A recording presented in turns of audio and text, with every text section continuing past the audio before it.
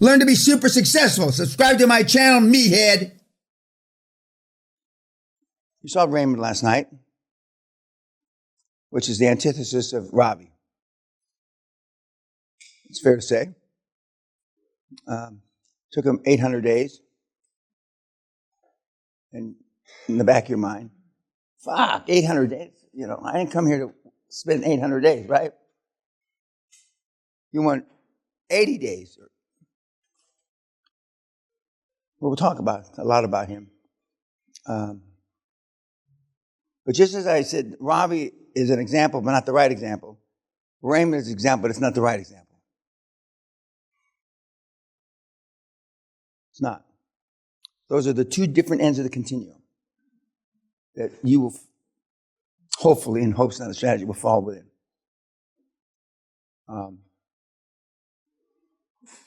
Bless you. Raymond did not move into a big, drunken sailor house, as did Robbie and his wife. He's not trying to live large like Robbie's trying to catch up. And Robbie's young. Robbie's in his early 30s. And I believe Raymond will be 59 or 60 this year. Because that was just in May he came here. And he actually stayed an extra day, and we're going to get to see him again later in the week. But those are two prime examples of how it gets done, but neither one of them are right.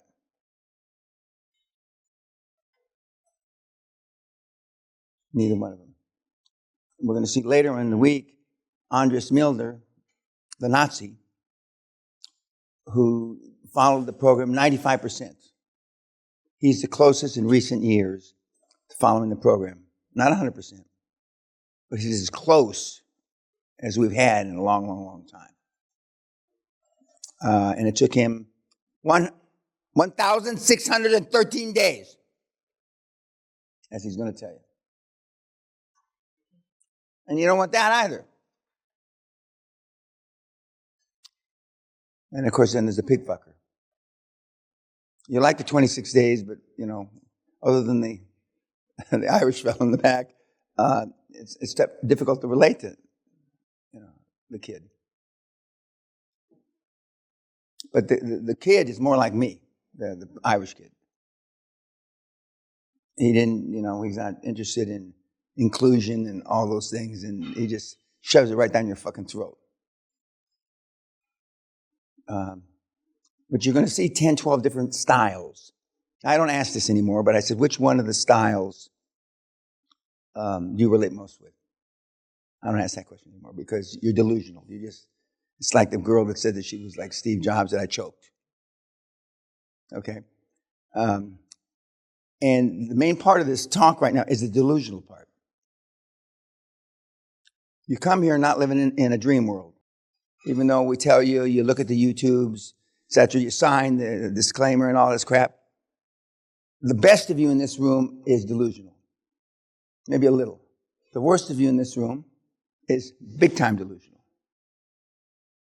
Like when I was my wife has met, most of my relatives now are dead, but when, decades ago when she met him and they said I was an angel, they told Sally. Even the nuns didn't call me an angel when I wanted to be a priest. You're delusional. You see and hear what you want to see and hear. Even after one day, you have taken away certain bits of information. We used to give you the slides. We don't do that anymore. We used to give you gold, 24 karat gold pins like this. I used to give Rolexes away. I used to give not as expensive as my watches, but pocket watches. None of that works. None of it. Or I should say it only worked temporarily. Because most people will tell you that motivation is a short-term deal. It's a short-term solution to a long-term problem. Unless you're willing to, make the paradigm shift. By the end of the week, some of the delusion will be wiped clear, but you're still going to have starry eyes until you get out there. And there's one of the kids that's going to be on the webinar says, when you leave the gates here, a realization strikes you that Dan's not here anymore. Dan's not here. Not that I ever protected you, but Dan's not here to protect you. Now, Warren and Sally and I, we have a small portfolio for our grandchildren. We don't have any stocks. We sold all our stocks, all our real estate, all our bonds, everything as we phased down for my 60th birthday. So we don't own anything. But when we started having grandchildren, we built a little portfolio for the grandkids, of which Berkshire Hathaway's in it, Apple, and all the name stocks. And last year we went to the Berkshire Hathaway annual meeting, which is a cult happening. Every 50 to 75 feet, there are people with automatic weapons in the big hall. Automatic fucking weapons. You ask yourself, why? Well, after attending it, I know why now. The thing is, cordon off the big convention center, which is connected to the Hilton, is cordoned off by armed guards, off-duty sheriffs, etc. Why? Again, having attended it now, I know why. You can't say a bad word about Warren. There. You'll get mobbed. I'm not saying you'll be torn to pieces, like in the Coliseum, but you'll get mobbed. And when he goes through the agenda that they vote during the annual general meeting, the people that have other presentations or want to vote on other things, they don't come to the main auditorium. They're off site in private auditoriums that are guarded away from the regular shareholders. Because the kids aren't interested, or the shareholders aren't interested in other opinions. There's only Warrens and Charlies. That's quite remarkable. Now, I was well known there, much to my surprise. People coming up to me, blah, blah, blah. I met my old boss from Wall Street, Keith Kretschmer, a great guy. He's 10 years older than I am, almost exactly. And he went to Nebraska a few years after Warren did. So these guys are, cult members. But he uses this analogy, which is true. If you spent $10,000 with him in 1964 when he started,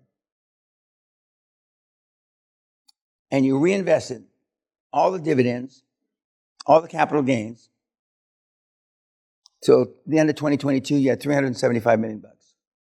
Now, nobody invests all the dividends and all the capital gains, but if you had, everybody understand that? At the bottom of his annual report, or when you buy shares in his deals, it says in real fine print, we did not invest all the dividends and all the capital gains. Just like some of you have traded online. Some of you, and if you read the print fast enough, it says 87%, depending on what thing you buy, or between 64 and 87% of all transactions wind up in a loss. Online trading. Why would you put $1 in anything that's got at least a 2/3 chance it's going to be a loser, up to 85% chance? Why would you do that? Because you're delusional. So 10 grand could grow. If I was a foot taller and black and I had some athletic ability, I might have played professional basketball. It's the same kind of analogy. If I was a foot taller and black and I had some kind of modicum of athletic ability, I might have played professional basketball. That's the same, okay? I'm not a foot taller. I'm not black. I have no athletic ability. So, 0 and 0 and 0, even in the new math, as I said yesterday, most of you laughed, it's still 0.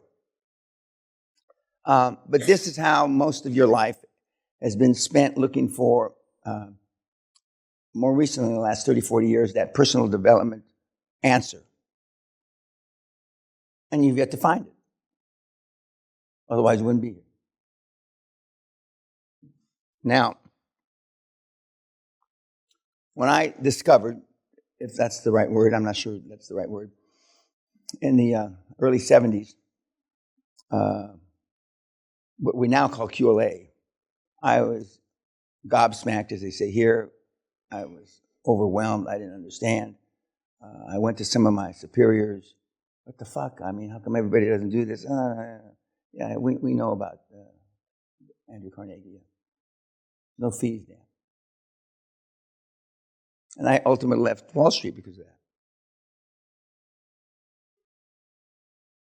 So once in a while, you do find the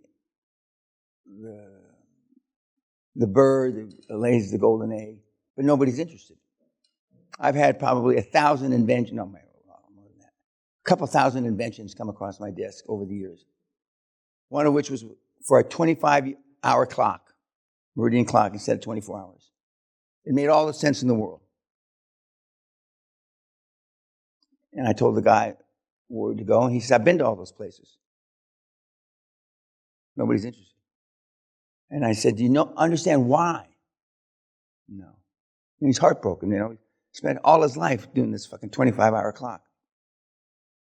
Do you realize the change in the world it would have to have? The change from the 24-hour clock to the 25-hour clock? Yeah, I know all that, but, like you, but the 25-hour clock, it made all the sense. It did this, and the meridians, and this, and but you're never going to see in your lifetime, other than as a joke in a gift store, the 24-hour clock. There's certain things that just aren't going to ever change, not because they're not better things. Remember a slide yesterday about convenient untruths, but they're convenient. When you get married, there's compromise. There's not much compromise in my marriage, but anyway, there's compromise in most marriages. There's compromise in most relationships, right? Compromise isn't even in my vocabulary.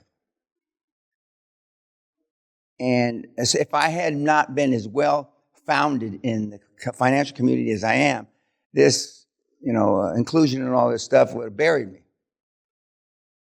But fortunately, I had 25, 30 years in the trenches of being successful that I can get away with it.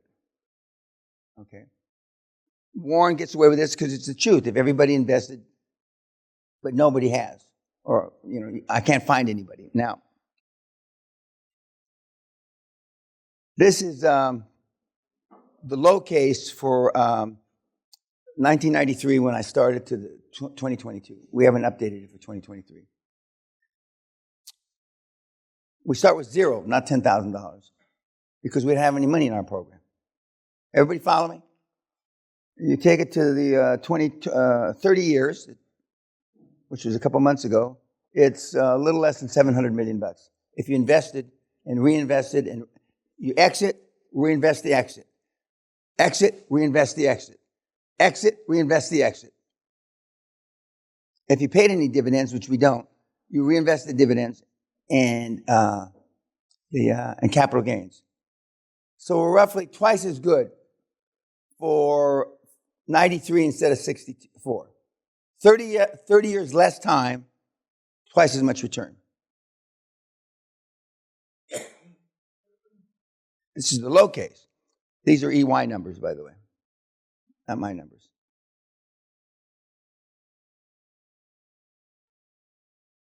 Low case. We have people that are on their fifth, sixth. One just started their seventh roll-up, rolling the first six into the seventh. Now he bought his daughter a house and some other shit, but it's not 100% of the money. We don't use his numbers. So we have people that have reinvested, but not 100%. He bought himself a small yacht. He bought himself a chalet in Zermatt. And, so it's not all the money. This is all the money. Pretty fucking remarkable. Yet nobody sells it. And they don't sell it as the young girl from the Netherlands, JP Morgan lady, who's retiring this year. There's no fees in it. Now, whether there's a real cure for cancer, like I believe, I don't know. In 1964, and before I got in the oil business, there was the American Petroleum Institute convention in Las Vegas. And the two easiest places on the planet to get people to attend the convention, Las Vegas and Amsterdam, for all the obvious reasons, okay? And my old CFO, John Ernest, may he rest in peace, was a world-class financial guy. He was a former CFO of Gulf Oil that was gobbled up by Chevron many, many decades ago.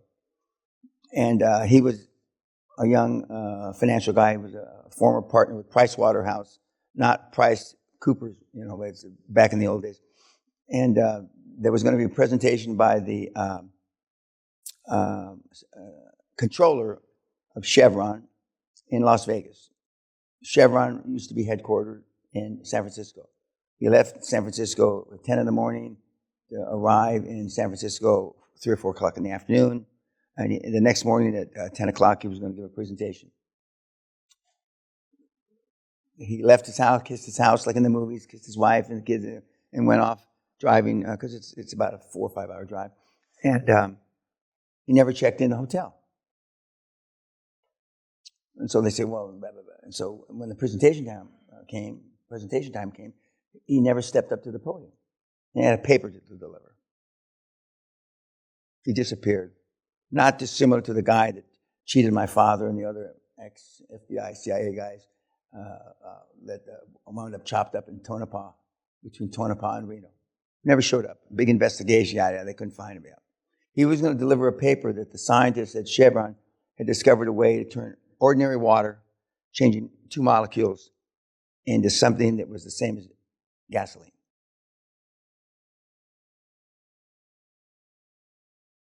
Never showed up. Paper never delivered. Legend has it, Chevron, or whatever Chevron's called now, has that in their vaults.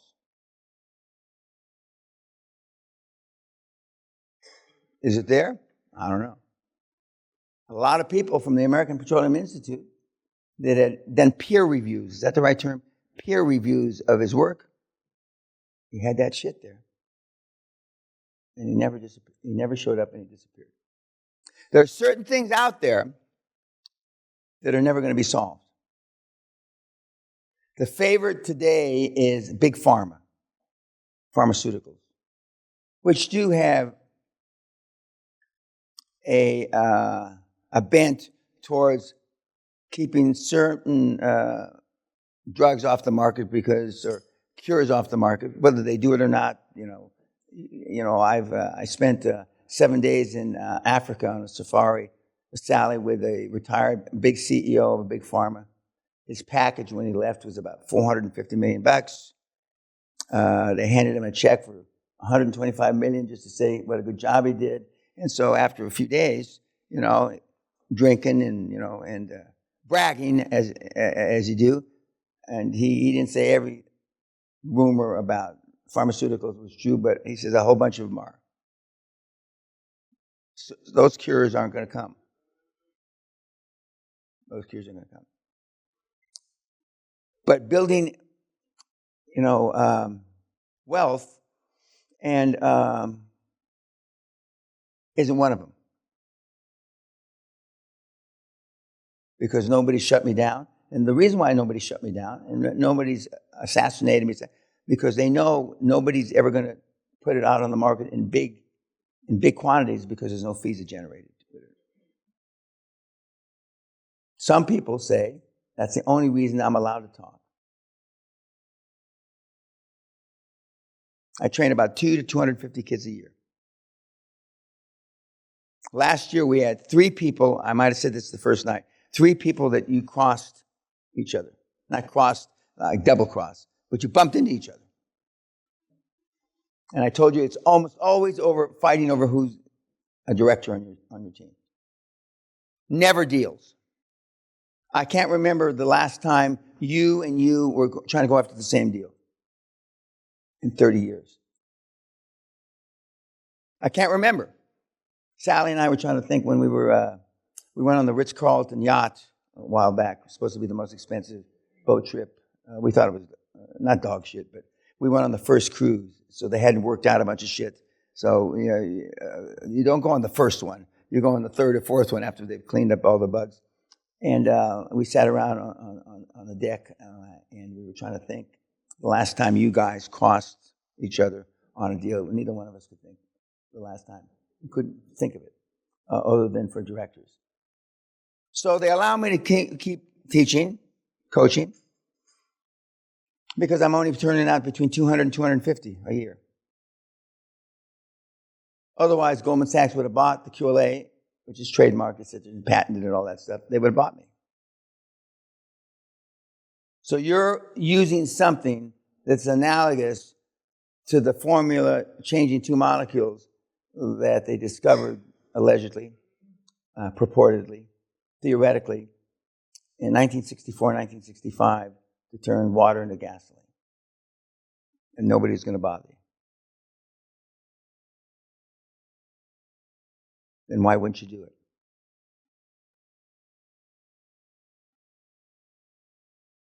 We know why. You have the Holy Grail. Why wouldn't you do it? This is just the first slide I'm showing you. More than twice the results in half the time. Of the best track record in the history of investing.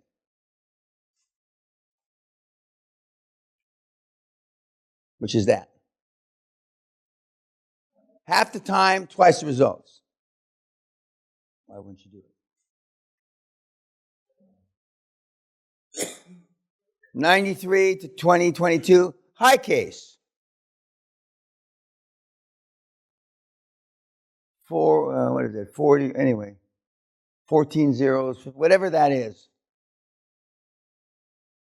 your return.